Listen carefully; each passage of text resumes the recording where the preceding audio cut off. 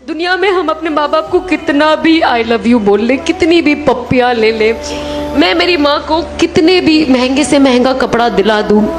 مہنگے سونا دلا دوں، جو بھی دنیا کی چیزیں دلا دوں، لیکن اگر میں نے ان کی آخرت خراب کر دی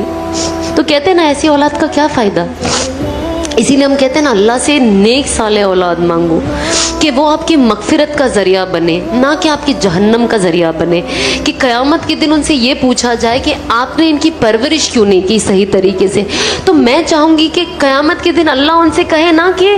شاباش، آپ نے اتنی اچھی بیٹے کی پرورش کی ہے کہ آج یہ خود بھی جنت جائے گی، آپ کو بھی لے کے جائے گی، اور شاید اور کچھ لوگوں کو ساتھ لے کر چلے جائے.